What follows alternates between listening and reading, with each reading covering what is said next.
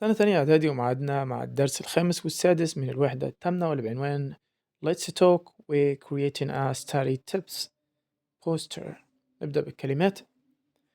أول كلمة معانا هي يكافح أو يصارع أو صراع، يعني struggle، وده اسم أو verb، فعل. تعريف يعني definition، اسم. بطاقات تعليمية يعني flash cards، اسم.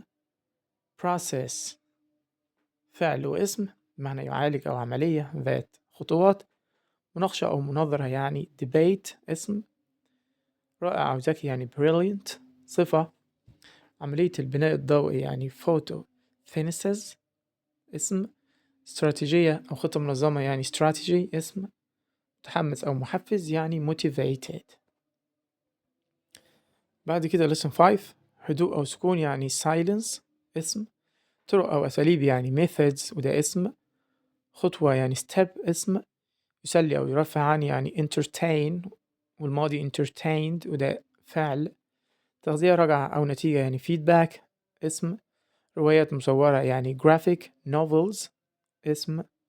كلمات الأغاني يعني song lyrics، اسم. ذاكرة بصرية يعني visual memory، اسم. قصص فكاهية يعني comics، اسم. أفلام وثائقية يعني documentaries، اسم. تفضيل يعني preference، اسم. نغمة وإيقاع يعني rhythm، اسم. رسوم توضيحية يعني diagrams، اسم. يفكر أو يضع في الاعتبار يعني consider، والماضي considered، فعل. جدال أو مناقشة يعني argument، اسم. يناسب يعني suit، والماضي suited، فعل. جاد أو حقيقي يعني serious، ودي صفة. بالتأكيد يعني definitely، وده adverb، حال. lesson 6 الدرس السادس، بالإضافة إلى أو علاوة على ذلك يعني furthermore، وده حال. يركز يعني concentrate، والماضي concentrated، وده فعل. جدول يعني schedule، وده اسم. يمكن تحقيقه يعني achievable، وده صفة. تفسير يعني explanation، وده اسم. عملي أو واقعي يعني practical، وده صفة. بالإضافة إلى ذلك يعني additionally، وده adverb، حال. بعد كده دور المتلازمات اللفظية collocations. يؤلف قصة يعني make a story. يحدد أهداف يعني set goals. يعطي تغذية راجعة يعني give feedback. تبني مهارة يعني build a skill.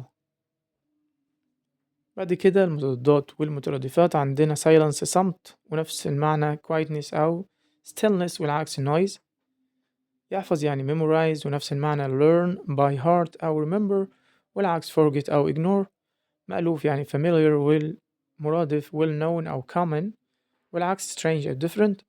مثالي أو كامل يعني perfect، والمرادف excellent، والعكس هو imperfect أو wrong. دافع أو تحفيز يعني motivation، ونفس المعنى encouragement أو inspiration، والعكس هو discouragement. بعد كده البوادئ واللواحق عندنا TION، تحول الفعل لاسم زي definition أو distraction. بعد كده ABLE بتحول الفعل لصفة زي achievable. RE بتعطي معنى مرة أخرى زي read. ING بتكون الصفة من الفعل زي boring، أو بتكون الاسم من الفعل زي memorizing. بعد كده جزء reading و listening، استماع وقراءة. سمير وماهر. سمير بيقول hi ماهر، how are you preparing for the science test؟ ازاي بتحضر لامتحان العلوم؟ I'm struggling with the vocabulary، أنا بواجه صعوبة في الكلمات. ماهر قال له I use flashcards، أنا بستخدم flashcards. You should try making your own، they help me memorize definitions. حاول تعمل شوية، هما بيساعدوني في تذكر التعريفات. سمير قال له I have tried، أنا حاولت but they got boring، بس هما مملين. ماهر قال له add colors، ضيف الألوان and pictures والصور. I drew diagrams، أنا رسمت أو أنا برسم رسوم توضيحية. visual memory really helps، والذاكرة البصرية حقيقي بتساعد. سمير قال له good idea، فكرة كويسة but what about long process؟ طيب will processes will عمليات طويلة like photosynthesis زي البناء الضوئي. ماهر قال له make a story، اعمل قصة. connect each step وصل كل خطوة to something familiar بحاجة مألوفة. understanding الفهم is better than memorizing أفضل من الحفظ. سمير قال له I usually just reread notes بعيد قراءة الملاحظات. maybe I need to change لازم أغير. ماهر قال له definitely بالتأكيد what helps you remember in daily life اللي بيساعدك تتذكر في حياتك اليومية. سمير قال له song lyrics كلمات الأغاني. ماهر قال له perfect حاجة مثالية. turn facts into songs حول حقائق الأغاني. سمير قال له brilliant I also teach my sister وأنا كمان بدرس لأختي. ماهر قال له let's study together يلا نذاكر مع بعض and mix our methods ونمزج طرقنا. بعد كده جزء super study tips help yourself learn better ساعد نفسك تتعلم أفضل. find a quiet place to study يعني لازم تلاقي مكان هادي عشان تذاكر. choose a space without distractions اختار مكان من دون مشتتات like TV زي التلفزيون or loud music أو الموسيقى العالية. this helps you ده بيساعدك concentrate تركز better أفضل and remember information longer وتذكر المعلومات أطول. take regular breaks خد فترات استراحة. study for 30 to 40 minutes من 30 ل 40 دقيقة. then بعد كده rest for 10 minutes بعد كده ريح 10 دقايق. your brain عقلك needs time محتاج وقت to process information عشان يحلل المعلومات. so breaks الفترات الراحة actually حقيقي أو بالفعل helps you learn more تساعدك تتعلم أكتر. use different learning methods استخدم طرق تعليمية مختلفة. don't just read ما تقراش بس. also write notes اكتب ملاحظات. draw diagram ارسم مخططات أو رسوم توضيحية or explain topics أو اشرح المواضيع for two friends لأصحابك. different methods الطرق المختلفة help different parts بتساعد أجزاء مختلفة of your brain من عقلك. set small achievable goals يعني حط أهداف قابلة للتحقيق صغيرة. instead of study everything بدل ما تذاكر كل حاجة try finish chapter 1 حاول تخلص chapter 1 today النهاردة.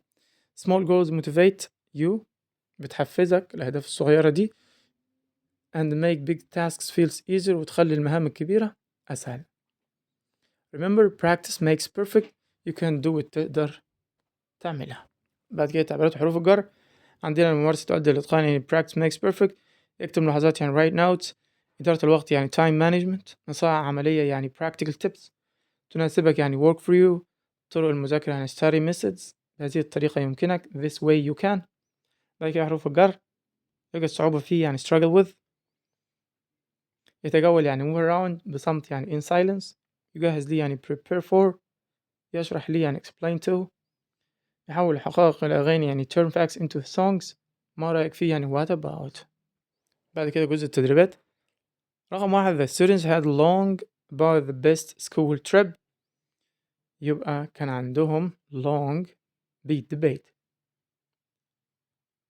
رقم 2 the team made a good to win the match الفريق عمل خطة استراتيجي B عشان يفوز بالماتش. 3 plants cannot live without light النبات ما يقدرش يعيش من غير الضوء because they need it for عشان هم محتاجينه عملية البناء الضوئي يعني. C photosynthesis.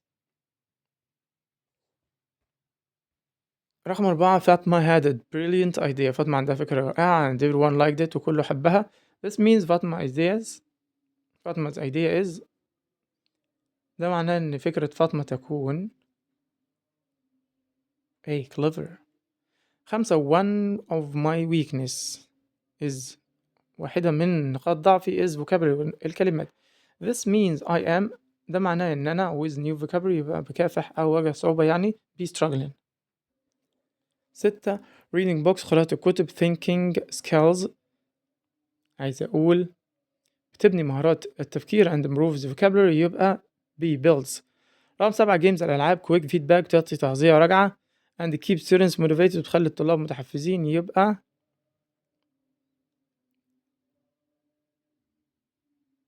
C give. 8 I usually reread notes دايما بعيد قراءة الملاحظات. this means I read the notes ده معناه إن أنا بقرأ الملاحظات D again مرة تاني. 9 the word motivation. كلمة motivation and encouragement يكونوا دي synonyms. 10 the suffix change the word define into a noun بتغيرها لاسم يبقى tion. 11 they are trying to develop new methods to treat cancer. هما بيحاولوا يطوروا الطرق الجديدة عشان يلاقوا علاج للسرطان. the word methods كلمة طرق here is similar to ways. 12 your goal can be reached easily ممكن توصل له بسهولة. this means it is ده معناه إن هو achievable.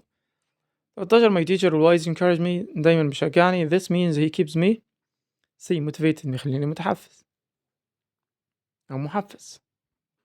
14 our teacher asked us مدرسنا سألنا to an interesting story قصة مثيرة أو ممتعة using new vocabulary باستخدام الكلمات الجديدة يبقى make.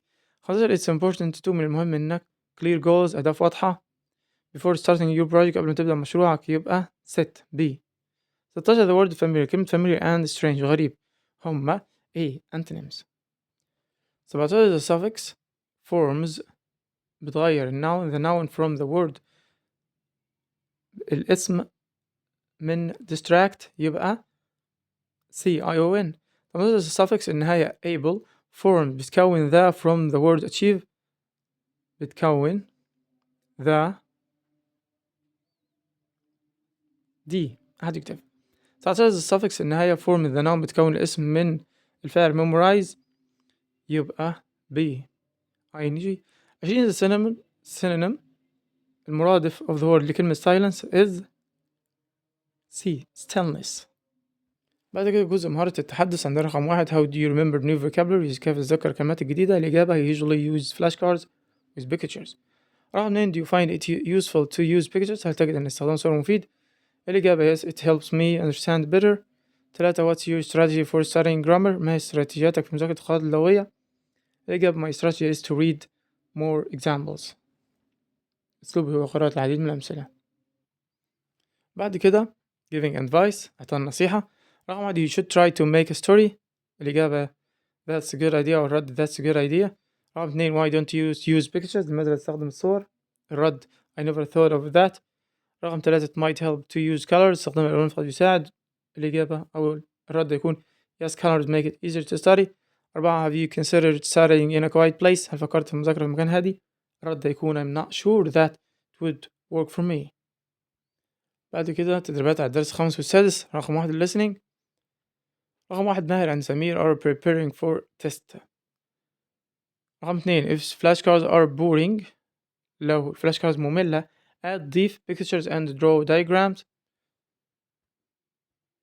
B رقم 1 why does ماهر use flashcards. رقم 2 how do you diagrams help them. رقم 3 why is making a story important for long process. السؤال التاني اختياري. رقم 1 you should make a study to organize your time عشان تنظم وقتك لازم تعمل جدول يبقى A. رقم 2 small achievable goals أهداف قابلة للتحقيق to improve your skills عشان تطور مهاراتك يبقى set C. 3 the antonym عكس كلمة noise is silence. رقم 4 she reread عادة قراءة the question السؤال to answer it better عشان تجاوبه أفضل. the prefix re هنا ال prefix re means يعني again. بعد كده أكمل النص عندنا break memorizing alone و prefer و friend. النص بيقول choosing the right study method اختيار الطريقة المذاكرة الصح is important مهم. some students بعض الطلاب like study بيحبوا إنهم يدرسوا alone. رقم 1 alone in quiet room في أوضة هادية. others الآخرون studying يبقى prefer يفضل. رقم 2 الدراسة with friends مع الأصحاب. flashcards are useful for مفيدة لل words كلمات يبقى memorizing. رقم 3 drawing diagrams رسم الرسوم التوضيحية helps visual learners بيساعد المتعلمين البصريين. explaining the lesson شرح الدرس to إلى friend. رقم 4 friend صديق is also a great way هو كمان طريقة عظيمة to check your understanding عشان تتأكد من فهمك. remember تذكر don't study for hours ما تدرس لساعات without stopping من غير توقف. short breaks فترات الراحة القصيرة keep your mind fresh بتخلي عقلك منتعش. بعد كده سؤال you write.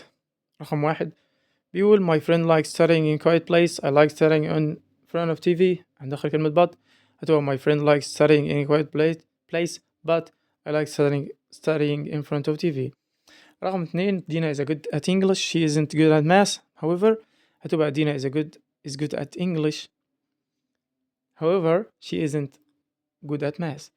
3 هنبدأ while هتبقى while علاء is careful with her time her sister wasted ونشيل but. رقم 4 ندخل كلمة but هتبقى he speaks English well but he struggles with writing. سؤال 5 dialogue تامر and وليد are talking about preparing for exam بيحضروا الامتحان. تامر بيقول the exams are coming soon الامتحانات قربت I'm worried أنا قلقان. فقال له are you worried قال له because I have a lot of study عشان عندي دراسة كتير. وهيقول له why لماذا. وليد قال you should make a schedule لازم تعمل جدول. فتامر قال how does that help me ازاي بيساعدني يبقى رقم 2 schedule. وليد قال it helps you not your time وقتك يبقى organize. رقم 3 تنظم. تامر قال له it's important to take regular breaks هل مهم ان احنا ناخد فترات راحة. فوليد قال له yes helps you learn more يبقى regular breaks هي رقم 4. تامر قال له you are right. رقم 6 paragraph واللي بيتكلم عن study tips ومتجاوب عنه في نهاية الكتاب.